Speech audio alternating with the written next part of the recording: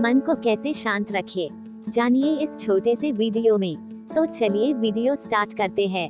अगर आप भी चाहते हो कि आपका भी मन शांत रहे पर शांत नहीं रह पाता, मन ऐसा है कि ये किसी को भी गरीब से अमीर बना सकता है और अमीर से गरीब भी बना देगा। इसलिए मन को शांत रखने के लिए बहुत लोग दवा भी खाते हैं, जिससे मन तो शांत रहता है, पर दवा खाने से उनका शरीर भी खराब हो जाता है।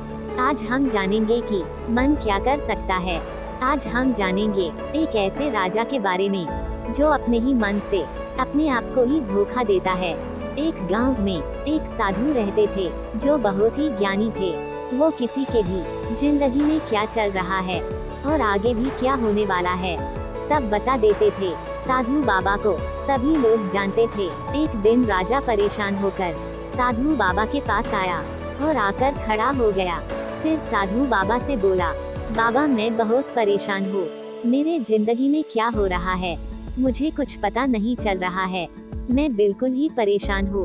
राजा साधु के पास अपना मुंह ढक के आया था, जिससे वो बाबा ये न जान पाए कि मैं कौन हूँ। राजा की ये कहानी सुन बाबा हंसने लगे और बोले, हे राजन, तुम्हें धोखा मिला है। अब राजा बाबा का पूरा बात बिना सुने ही बोलने लगा कि हाँ, मुझे धोखा मिला है, जिसने धोखा दिया है मैं उसे जानता भी हूँ।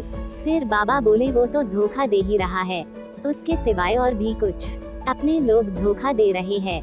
बाबा का ये बात राजा समझ नहीं पाया और बोला, बाबा मैं पहले बहुत शक्तिशाली था, एक साथ 7 पेड़ों को अपने तीर से आर पार कर देता था, पर अब वह धनुष ही नहीं उठती है।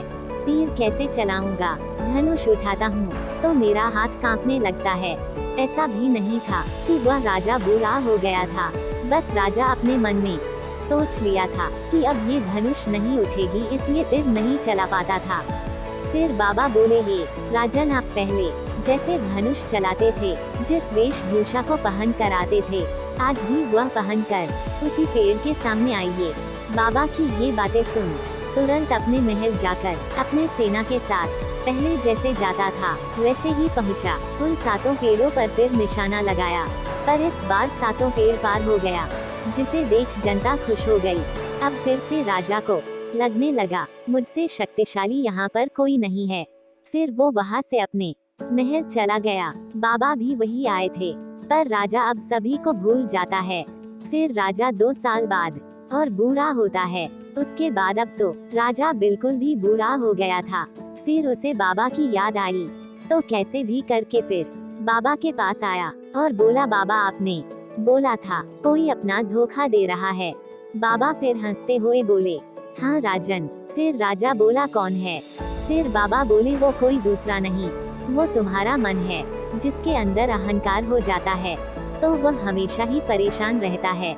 हे राजन, तुम उस बार यहाँ से गए नहीं थे, तुम्हारा अहंकार ले गया था। बाबा की ये बातें सुन राजा के आंखों में आंसू आ गया। इसलिए कभी भी अपने आप को किसी से बड़ा नहीं समझना चाहिए। तो वीडियो कैसा लगा जरूर बताइएगा। ऐसे ही वीडियो देखने के लिए चैनल को सब्सक्राइब करें।